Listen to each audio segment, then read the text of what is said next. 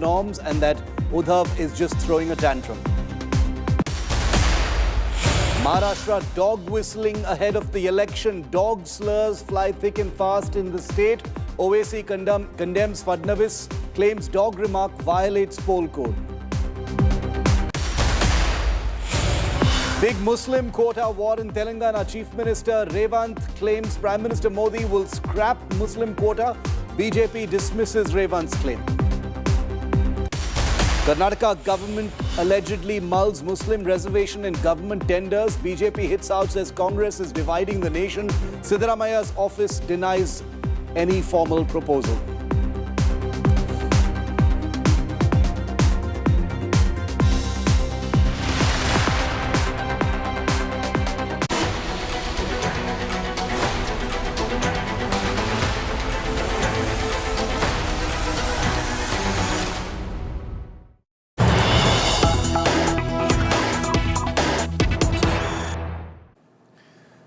As the Trump administration begins to take shape, as President-elect Trump begins appointing and choosing his new top team, it seems like some very pro-India faces have already been picked for the top 2 spots in the Trump 2.0 administration. Big 2 positions have gone to politicians who have had a very hard pro-India stance in their politics in the United States. For instance, Mike Waltz, who is the co-chair of the India caucus in US Congress, has been appointed the National Security Advisor. He is a man who has routinely condemned attacks on India, Indian consulates. He is also a person who facilitated the Modi address to the joint session of US Congress in June last year, and also Secretary of State, while not officially announced just yet, is widely being tipped to be Senator Marco Rubio of Florida. Trump's big pro-India message in how the big administration appears to be shaping up. I want to bring in India Today's managing editor Gaurav Sawant live with us at this point. Gaurav, Mike Waltz and Marco Rubio, there are many other names for other positions, but just with these two, both persons, with a very explicit pro-India stance in their politics. Marco Rubio is the person who actually pushed and sponsored the US-India Defense Cooperation Act, which is currently under congressional review. Mike Waltz is co-chair of the India caucus in US Congress. What is the message here, Gaurav, and what does this mean for India? So it means Achhe Din for India very clearly. It means Achhe Din for those who are combating terror. It means good days and really good days for those who really want rules-based order. So let's take this one by one. If we were to talk about Mike Waltz first, he's a veteran. He's a veteran of multiple tours in Afghanistan. He's a colonel, a retired colonel. He's a Green Beret. The fact that he's an ex-serviceman who's had multiple tours of duty in Afghanistan is very clear. He knows the ins and outs of Pakistan state-sponsored radical Islamist terror. So he will be extremely, extremely influential in the Trump policy. Donald Trump, anyway, is seen a hardliner on Pakistani terror. Remember, he said we are giving them billions of dollars and they're using it to kill American soldiers. So where does that thinking come from? That thinking comes from officers or, soldier diplomats like, Mike Waltz. He's known as a warrior diplomat, point one. Yeah. Point two, he's very, very clear on how to deal with countries like China. He's very clear on how the US needs to deal with countries like Iran. If we were to talk about both Mike Waltz and Marco Rubio, Marco Rubio is likely to be Secretary of State. Again, so these are very, very important posts. A national security advisor is someone who's constantly advising the president on the country's national security, internal, external. When it comes to Secretary of State, he's the top diplomat of the country. Now, if we were to talk about Rubio, he'd be the first Latino. He's from Cuba, that origin. The first, Secretary of State coming from there. Look at the credentials. He's 53 years old, Vice Chair of the Senate Intelligence Committee, member of the Foreign Affairs Committee. very clear on what needs to be done with Ukraine. He was the one who continued to oppose unlimited money and Correct. weapons being given to Ukraine. He wants an end to that war. Look at what statements are coming out of the United States of America these days, that the war that is being fought against Russia is the expansionist policy of the Biden administration and the North Yes. Atlantic Treaty Organization. So very clearly we will see a massive shift in the policy that was followed so far. And these are two names. Shiv, and you and I discussed some more names. There'll be more earthquakes, if I may, in several parts of the world. As External Affairs Minister Dr. S. Jaishankar very rightly said, some countries are nervous. India is not one of them. And India has got much to look forward to and lean into a new position. Even though this may not be an explicit message to India, the stance taken by both just these two politicians. And remember, when it comes to diplomacy, when it comes to partnerships, when it comes to strategic relationships, it doesn't get bigger in the United States political system than the Secretary of State, the President, and the National Security Advisor. This triumvirate really dictates what that policy and landscape looks like. You've got Trump on India's side, you've got Marco Rubio, who is staunchly pro-India, he is a China hawk, and you've got Mike Waltz, who has repeatedly condemned attacks on India and Indian consulates, and therefore it's very clear where these three men stand. Like Gaurav said, there will be more, but I want to tell you a little bit more about just the two that we are reasonably sure about. Let's tell you about these two positions and why they are so important and why we're interpreting this as a pro-India message. Number one, Mike Waltz. He's been appointed National Security Advisor. He takes over in January. He's currently the co-chair of the India caucus. Now, the highlights and what makes him important as far as India is concerned, he has called the US-India relationship the strategic relationship of the 21st century to the Atlantic Council just 2 weeks ago. Just 2 weeks ago is what he said. He has personally facilitated Prime Minister Narendra Modi's address to the joint session of the US Congress in June last year, which was a huge event. He has consistently gone out on a limb to condemn small and big attacks on India, including attacks on Indian consulates by Khalistani terrorists. Remember how Khalistani terrorists were given a safe haven under the previous Biden administration. That has to be taken very, very seriously. Next, we come to Marco Rubio. He's the senator from Florida. He's tipped to be Secretary of State, not confirmed just yet, but widely being reported as the next Secretary of State. He's currently the senator from Florida. Highlights from his pro-India stance include the fact, like I said, that he's the one who sponsored and personally pushed the US-India Defense Cooperation Act in July 2024. It's currently under congressional review. Under this act, there will be a wide array of exemptions for India to take forward the US-India strategic relationship. He has a hard stance on China. He advocates strong ties with India, has long advocated NATO-level relations with a country like India. He sees a rising India as a strong partnership as far as relations with the United States is concerned. Listen in to both these leaders. One appointed the National Security Advisor, the other all set to be appointed Secretary of State, on what they have said in the past about India. I serve on the Armed Services Committee. I'm a veteran of the Army. There were some very strong deals. The GE engine deal I was very happy to see. Predator, or the MQ-9 drones called Sea Guardians.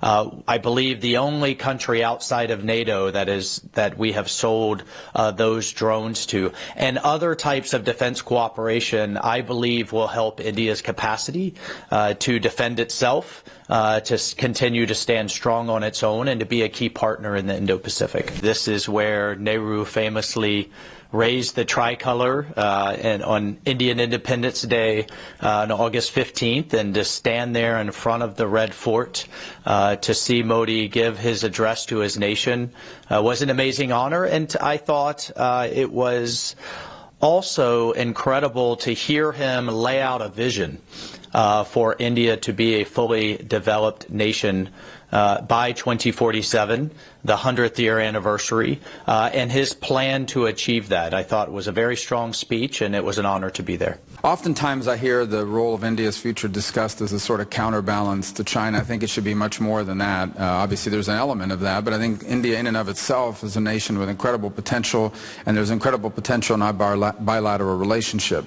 So my questions about military exchanges are not towards the desire to use viewing India as some sort of surrogate counterbalance to China in the region, but rather one that that recognizes what I think is their potential and ultimately their rightful role in South Asia and across the world. So how do you see the future of U.S.-India military-to-military relations progressing in the near future? I know there's been concern in the past within India that the United States has either proven to be unreliable and or a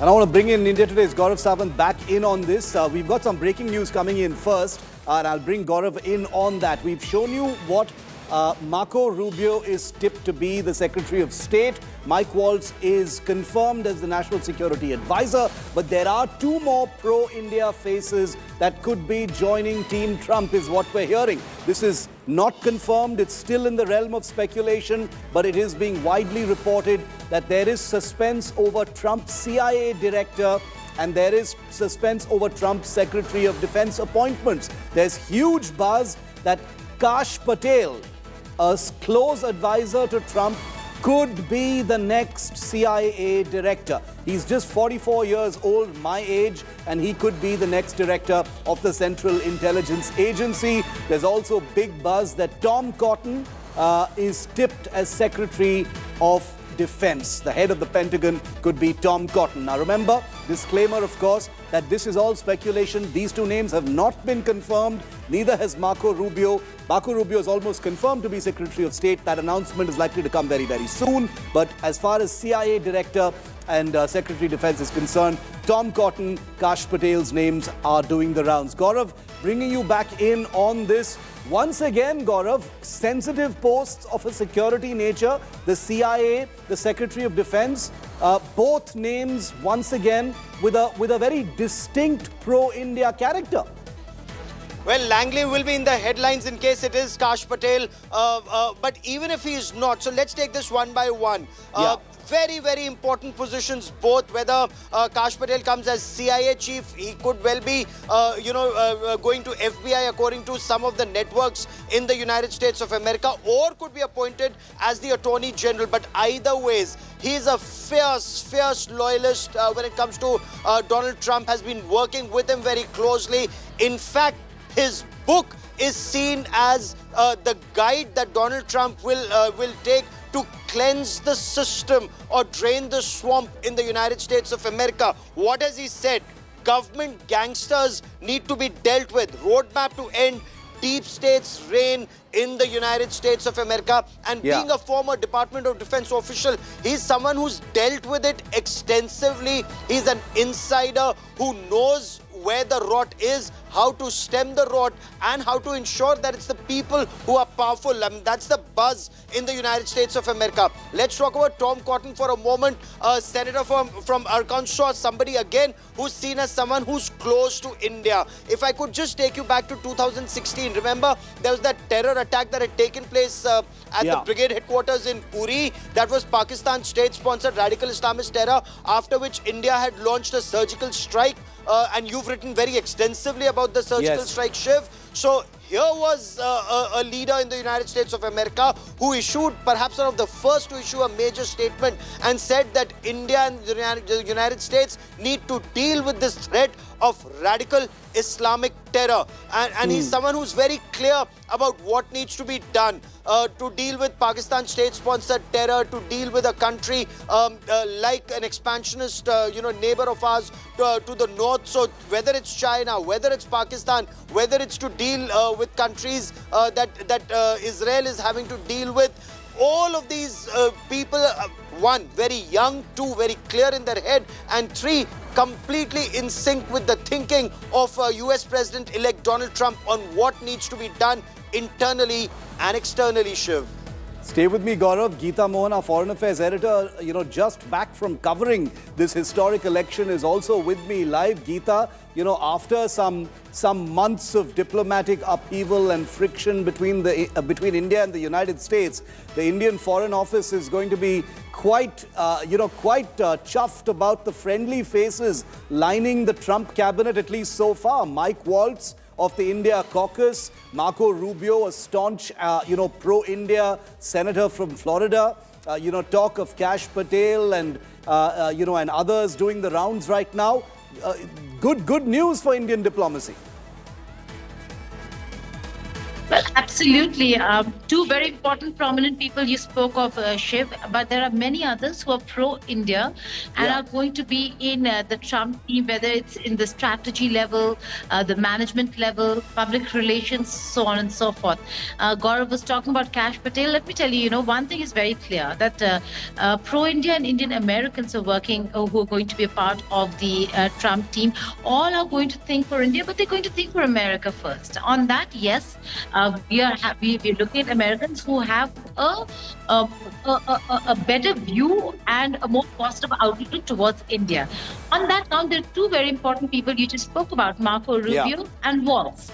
The National Security Advisor who actually chaired the India caucus. But Marco Rubio is very interesting. Marco Rubio is somebody who actually had introduced the US-India Defense Cooperation Act, almost likening India to any other non-NATO ally of America. And like Japan is not a NATO member, but almost like a NATO member. So non-NATO ally America. And that was what Marco Rubio did for India under the US-India Defense Cooperation Act. These are important aspects. You have to account for the fact that they actually think that India is somebody that they need to partner with, not just when it comes to economics. Well, there would be problems there because Trump has been hard on India when it comes to trade. But on the defense and strategic front, that the two countries are going to be aligned, that they think alike, and that India's interests in a way would be covered with what and how US views threats and what the threat perception of India and US look like. Geeta and Gaurav, thanks very much for tracking this. Remember, this is a developing story.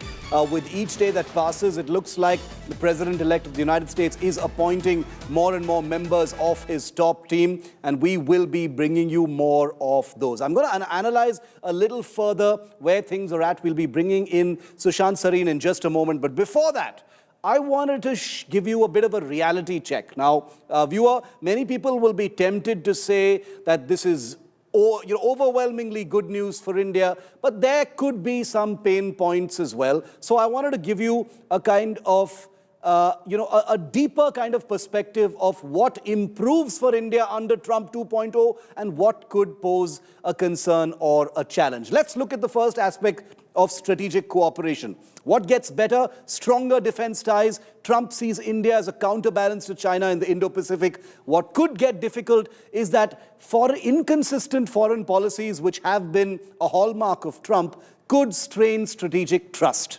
Then you've got the aspect of trade. Relations could get better. Reducing China's supply chain influence could boost India's exports.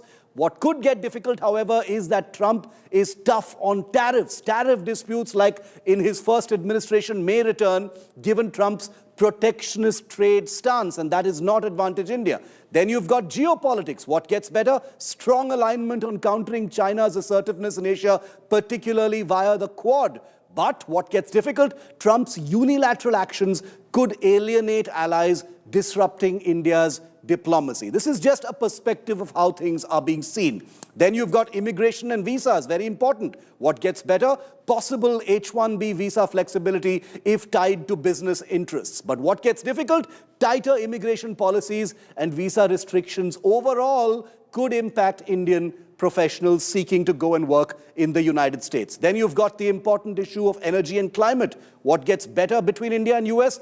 Increased focus on energy cooperation, especially LNG exports to India. But what gets difficult? Reduced focus on climate agreements may clash with India's renewable energy goals as enunciated by Prime Minister Modi. Then you've got defense and arms sales. Obviously, there's going to be accelerated arms sales to India, bolstering its military capabilities. Remember, the recent drone deal that was signed was actually the brainchild of President Trump. What gets difficult, however, is that increased pressure on India to buy more US defense equipment, potentially limiting the possibility of diversification of our military hardware sources. Then you've got technology and digital, which is a big focus area for India and the Prime Minister. What gets better? Potential cooperation in AI, quantum computing, cybersecurity. But what gets difficult? Potential data localization issues and pressure on India to align with US tech policies against China. Elon Musk could play a big role in where things land here. Then you've got tariffs and markets. What gets better? Support for Indian goods if aligned with Trump's anti-China stance. What's get difficult?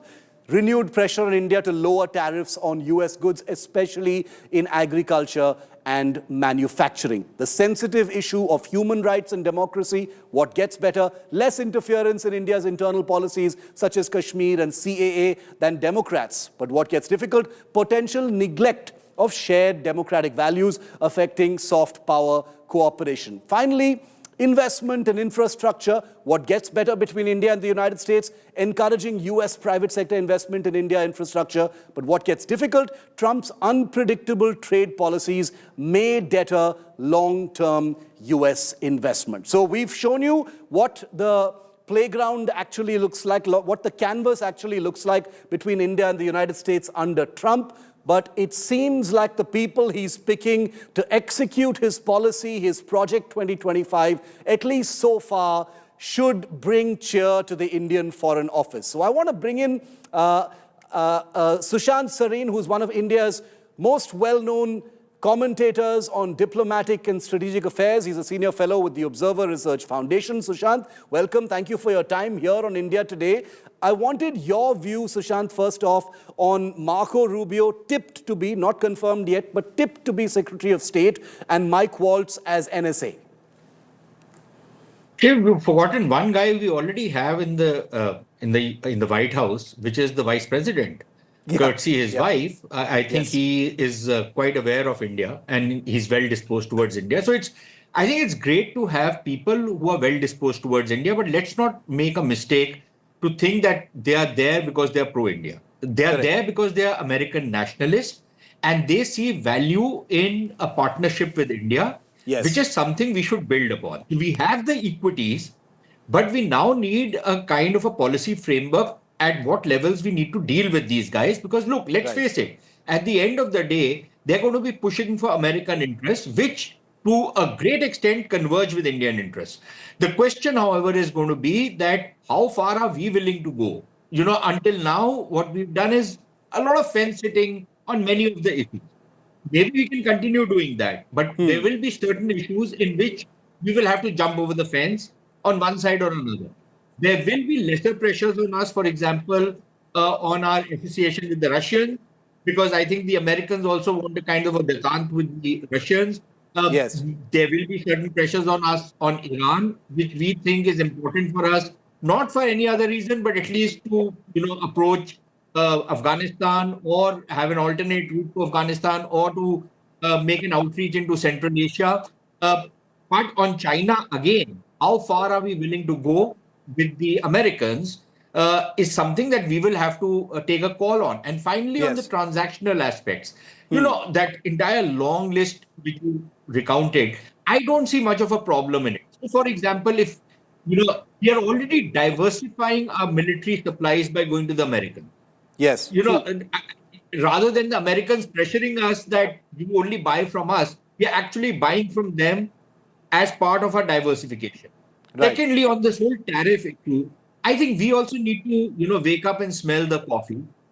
We have negotiators who take great pride in being really tough negotiators, and like the Russians in the Soviet Union days used to say "нет" to everything. You can't do that. You can't pretend that everybody is going to be lucky simply because you are trading with them. That they need to be blessing themselves because you are trading with them. That's not the way trade works. So there has to be a quid pro quo. And I think we can negotiate good deals with the Americans. Yeah, we might have to give in on some issues. We will take in some other issues. So let's learn to play this game without tilting at the windmills. Every time there is some kind of headwinds, let's not do that. We are a strong, confident country. To deal with the Americans, as a strong country, not out of diffidence. And we should build upon the kind of equity which we will have in the incoming administration. So there will, of course, be certain points of friction, as is normal in any, two countries like the US and India dealing with each other. But look at it this way. When the Americans deal with India, it's a country which is ready to stand on its own 2 feet. We don't look for aid from America. We don't want, free lunch from America. We don't want any of that. We stand on our own 2 feet. Unlike many of these European wannabes who are constantly, trying to depend upon the American coattails to pull their chestnuts out of the fire. We are not that, right? We are going to take care of our own defense, our own security issues. Yes, there will be a lot of areas in which we can cooperate with the Americans for better outcome, which is what we should be doing. A lot of areas in which we can develop partnerships, not just with the US, but other US allies, which is what we should be doing. But we will also have to start making up our mind that this strategic chastity belt that we've tried around us, how far do we go with it?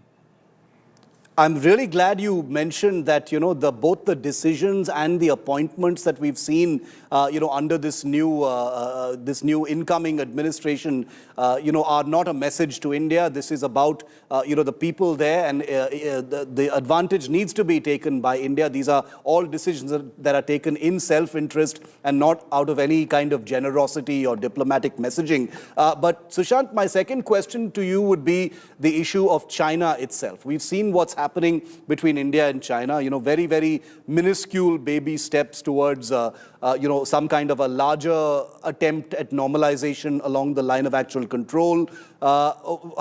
You've got people who've taken very hard, China hawkish stances, who occupy now the National Security Advisor's post, potentially the Secretary of State's post as well, and maybe others. How does that play as far as India is concerned? How will India be looking at that? Yeah, so look, at one level, it's good for us. If you have China skeptics or China baiters in the American administration, and we've seen from 2016 onwards, the US-China relationship has been going downhill, right? Which works well for us, but provided we are in a position to take advantage of it. Now, I think we will have to do some tightrope work. After all, we are right on the border with China. If there is some kind of fight which breaks out between India and China, we are the guys who are going to be at the at the front lines of this whole conflict. So we need to be mindful of that. But I think that is where the diplomatic challenge for India is going to come. This big strategic challenge is not that the Americans are now, there's a greater convergence of interest between India and the US on China. How far is that convergence of interest going to translate into something much more substantial? And then what does it do with the fact that ultimately we have to live with China till eternity, right? It's going to be on our border. So what are we planning to do about that? Does this make the Chinese more reasonable, which it seems to be doing? Because suddenly, they have sweet reasonableness personified. They're taking Indian journalists, doing all kinds of things. Are we going to get fooled by that? There is a certain wish list they've given that allows free visas, allow air traffic, etc., etc. How far are we willing to go and to normalize with the Chinese, given the fact that they are still not ready to address the border question? Forget the border question; they're not even ready to sign on where the LSE actually runs. They are resisting that since 2014. Something that Mr. Modi has made a very strong push for ever since he came into office in 2014. The Chinese have been balking on that. They've not been ready to negotiate on that or even talk on that with any degree of seriousness. So the point is that this is a kind of a diplomatic tightrope walk that we will have to do and see how best we can maximize our national interests, in partnering closely with the Americans and also making the Chinese more reasonable. And entering into some kind of a detente, for want of a better word, with the Chinese. So let's see how we play this game. But I think our primary objective should be to profit from this partnership with the United States, to Yes. increase our own capabilities and capacities, to increase our knowledge economy. And frankly speaking, Shiv, I've been saying that since 2014. You can talk about Make in India, you can talk about everything else, but until and unless you are ready to dismantle this goddamn Inspector Raj in this country, until and unless you are willing to clean up, some of the rules and regulations which actually disincentivize manufacturing, which actually punish businessmen and the productive, people in this country, until and unless you're willing to clean up your laws and make your administration more responsive, this will be Yes. another missed opportunity. We've got these 4 years, let's maximize it. Let's see how we play this game, as you rightly put it. There are going to be some tough decisions to make. Thanks, Sushant Sareen, as always, for giving us, some difficult and challenging things to actually think about as we continue to report on how the Trump administration actually shapes up. There's no room for exuberance. It's a difficult journey ahead, but there is some room, at least for cheer, that some friendly faces finally appear to be in this US administration. You will see much more of Sushant right here on India Today as we continue to analyze how Trump 2.0 gets its shape and character. We've got some more breaking news coming in now.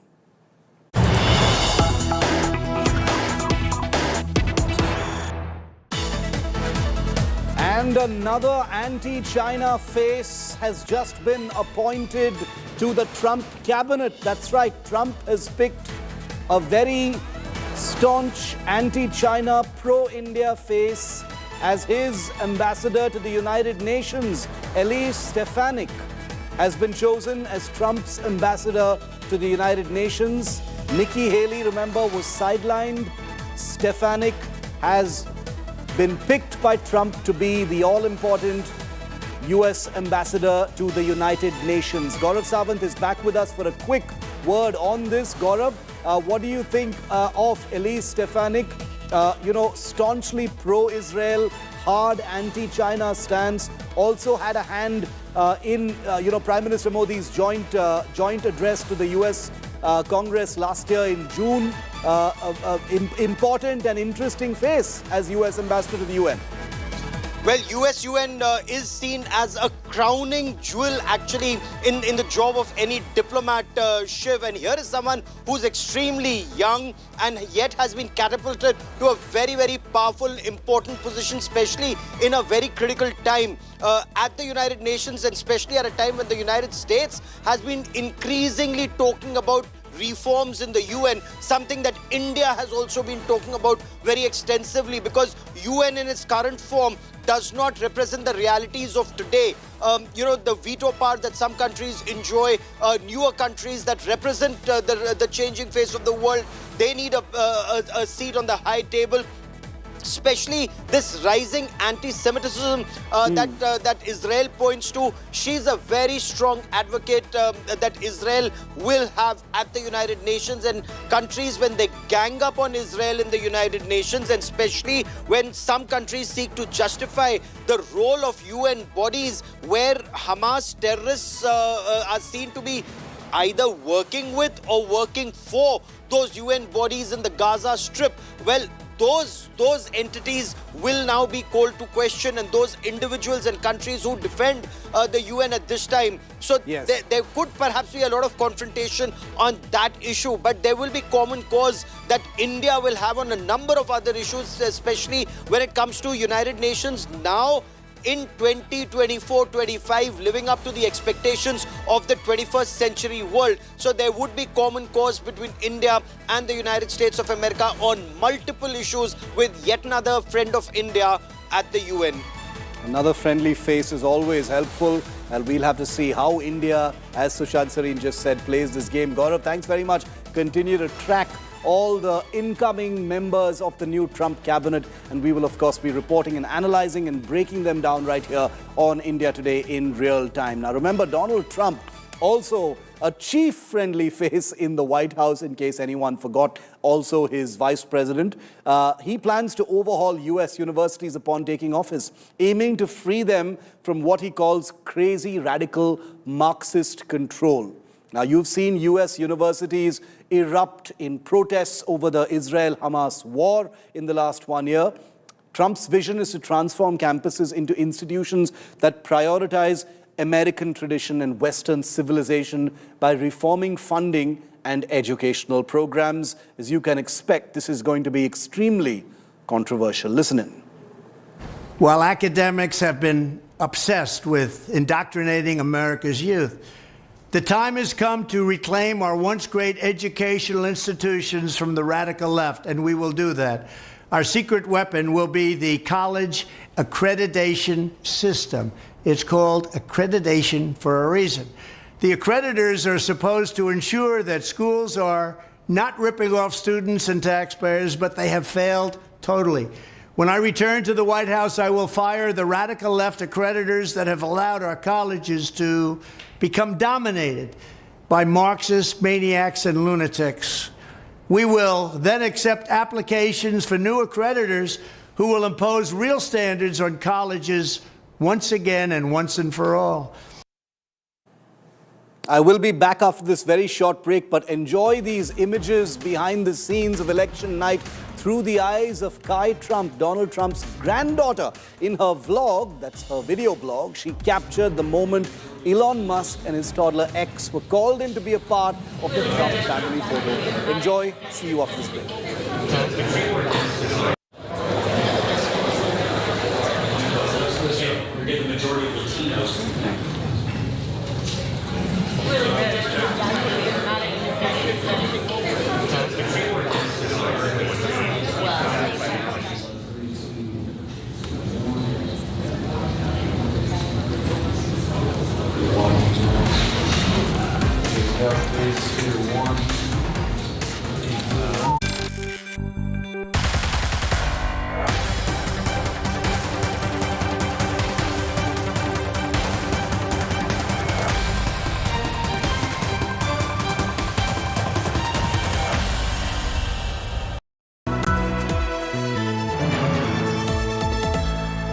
Motorola Razr 50 Ultra comes with Google Gemini.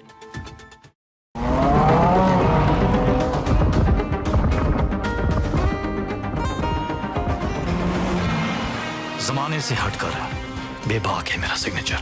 Signature finest cardamom seeds, a premium product from Dilbar Group. Hey Google, how do I do a wing liner?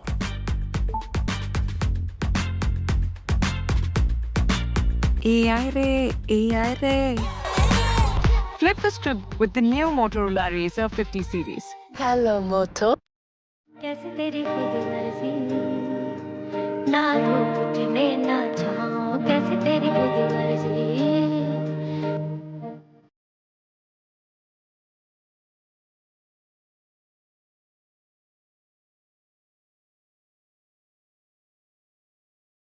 मिलिए रेखा भरद्वाज साहित्य आज तक दिल्ली में live 22, 23 और 24 नवंबर major Dhyanchand national stadium India gate नई दिल्ली. आज ही अपनी टिकट बुक करें aajtak.in/sahitya पर. Motorola Razr 50 Ultra comes with Google Gemini. Hi, I am AI anchor Sana, bringing the top headlines for you, presented by Motorola. Senior leaders put full strength for Maharashtra polls, PM Modi and Rahul Gandhi hold rapid rallies. 4 women died after trapped under debris in Uttar Pradesh's Kasganj, rescue operation underway. CJI Sanjeev Khanna's remark emphasizes resolving pending cases and simplifying legal processes.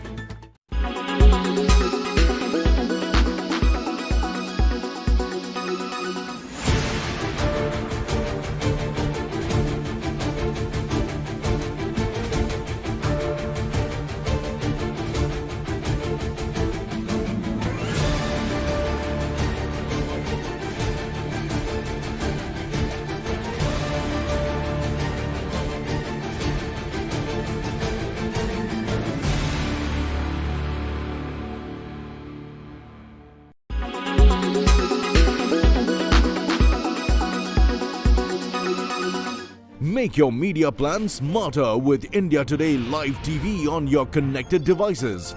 Amplify your brand with 100 million smart internet viewers. To advertise, mail us at sales@aajtak.com.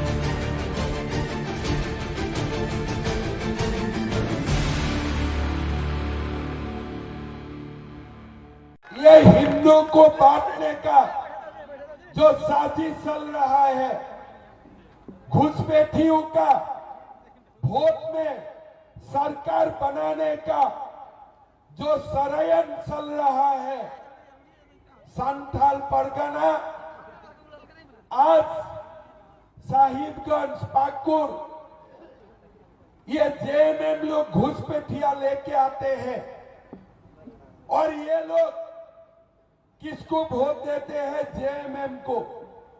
लेकिन अगर हम लोग भी एक रहो ना, तो हम ये घुसपैठियों को चुन चुन करके बाहर निकालूंगा, ये भी मैं आपको बताना चाहूंगा। हमारा विपक्ष का लोग, पूरा देश का भारतीय जनता पार्टी कमल छाप का लोग आया हुआ है, 50-60 वो हेलीकॉप्टर लेके बैठा हुआ है और गीत कौआ की तरह पूरा राज्य में मंडरा रहा है। आप लोग तैयार करो अपना तीर धनुष और सब चिल कौआ को ऊपर से नीचे गिराओ, फटको सबको।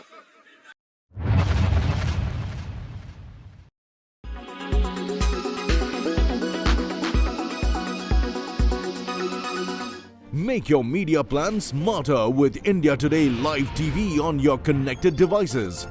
Amplify your brand with 100 million smart internet viewers. To advertise, mail us at sales@aajtak.com.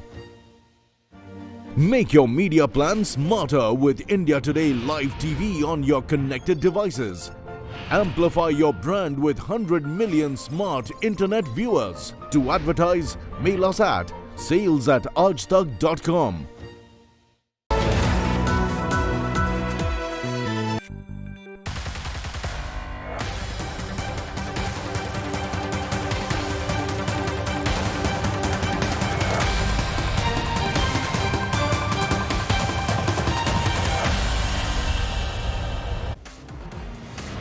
Well, Canada is still very much in the Indian headlines, the land of maple syrup mounties, and as you've gotten used to, viewer, surrendering to Khalistani mobs. That's right, it's true. The Canadian police, that noble bastion of law and order, has once again proven its commitment to doing absolutely nothing when it comes to protecting Hindu temples from Khalistani threats, because that's the flavor of the season. Why safeguard your citizens when you can just cancel their religious events instead? Let me explain. Take a moment to appreciate this genius move, viewer. Instead of risking, actually doing their job and ensuring the safety of law-abiding citizens, the Canadian police have opted for the revolutionary new tactic of simply advising Hindu temples to shut down their events altogether. Brilliant! Why send officers to keep violent mobs in check when you can just ask innocent people to cancel their peaceful gatherings instead? In the latest case, and that's why I'm even sharing this with you, a consular event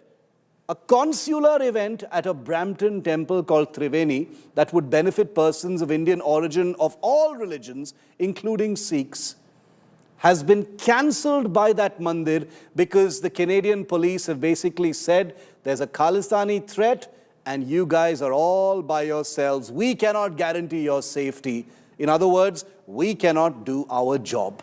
After all, nothing says public safety quite like telling the targets of intimidation to just stay home and hide. But are you honestly surprised, viewer? Because I'm not. Have you forgotten what happened last week already? Just 7 days ago, when a Khalistani mob decided to spice things up by attacking the Hindu Sabha temple in Brampton, the same city, how did the Canadian police respond? You, of course, remember. They didn't disappoint in what can only be described as an act of unparalleled fairness and impartiality. They cracked down on the Hindu devotees. That's right. You know, those pesky, law-abiding worshippers who dared to gather at their own place of worship. But don't worry, they were really just being even-handed. Because if you're not arresting the victims, how will you keep the attackers happy? In this case, murderous Khalistani thugs. So let's not forget the cherry on this absurd Sunday. Among the rowdy protesters of that day, 7 days ago, was none other than an off-duty policeman from the Brampton Police, this thug here. That's right. Canada is now in the business of having police officers moonlight as participants in mob violence. It's what you might call community policing, except instead of protecting the community, they're participating in its intimidation. But really, let's not be too harsh on the Canadian police. It's a tough job deciding whether to uphold the law or cater to the whims of an extremist faction that openly disrupts public peace and order. And clearly they've chosen their side. In fact, why stop here? Maybe next they'll just advise synagogues to close down during anti-Semitic rallies or suggest churches stay shuttered during Easter just to be on the safe side. After all, it's much easier to keep the peace when no one is allowed to exercise their rights. So let's have a big round of applause for the Canadian police for pioneering this bold new approach to law enforcement. Who needs officers standing guard at temples when you can just tell congregations to cancel their events and call it a day? And a special shout out to that off-duty officer who took serving the public to a whole new level by joining the very mobs threatening the public. Truly, this is the kind of leadership that makes and probably makes one proud to live in a country that's mastered the fine art of giving in to extremists. Bravo, Canada. Keep it up. And soon you won't have to worry about religious violence at all, because no one will dare to practice their religion in public anymore, except, of course, you know.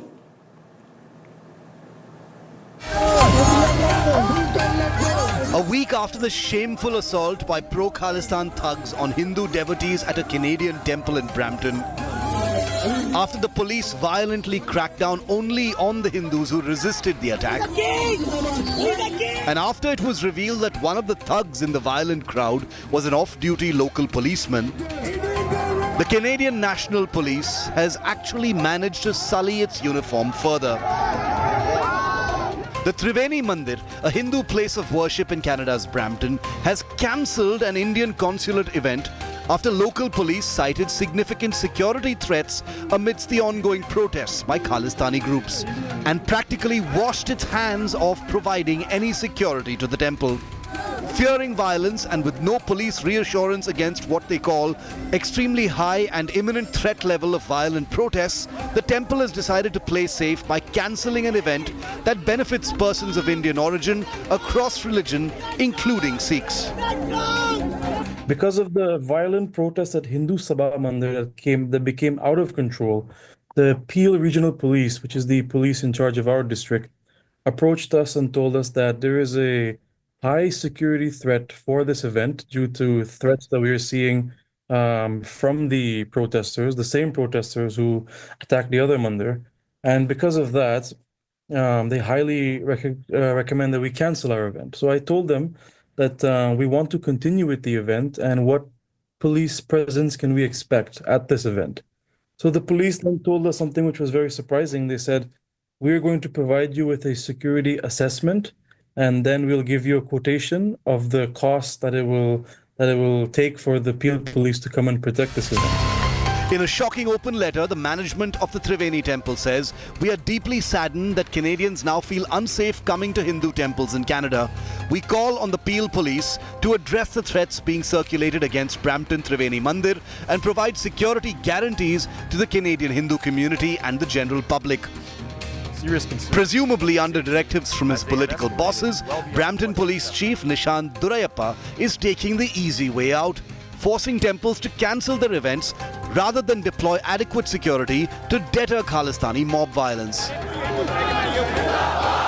A sense of fear and anger is now spreading through the Hindu community in Canada, with a sense of abandonment by basic law enforcement, which seems keener to protect Khalistanis than allow citizens the basic right to worship in peace.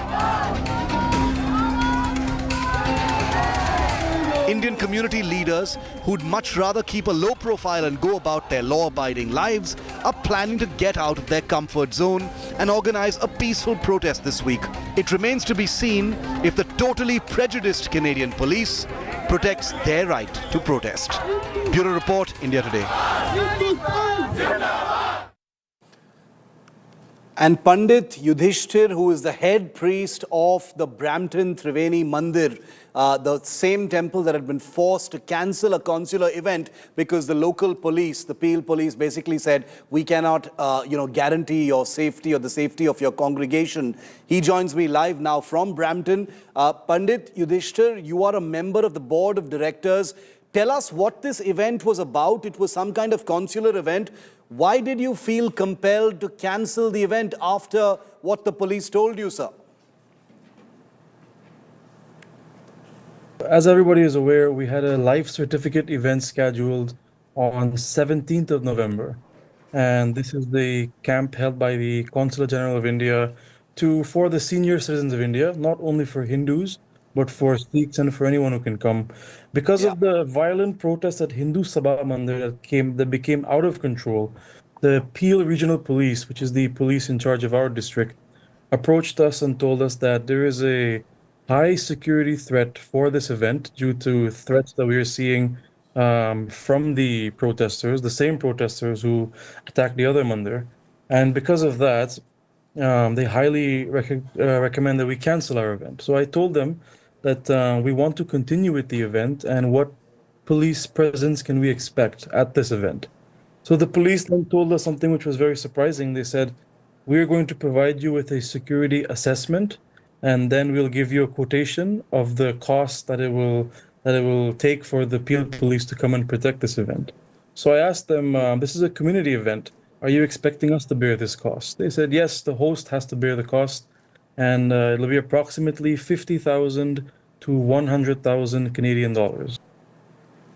And my full interview with Pandit Yudhishthir is on India Today Digital. It's also on our YouTube channel. You can go and watch that whole thing. But Pandit Yudhishthir and his congregation there in Brampton has had to cancel their entire event because the police says if you want security, you will have to pay for it. I want that to sink in. A community event, and the police says we can't stop the Khalistani mobs, and if you want us to secure you, you have to pay this particular price. That is the state of Canada's police today. Thanks for watching 5 Live. Up next, it's 6 p.m. Prime with Akshita. It's the big preview as election polling kicks into big gear tomorrow. Wayanad and beyond with Akshita next.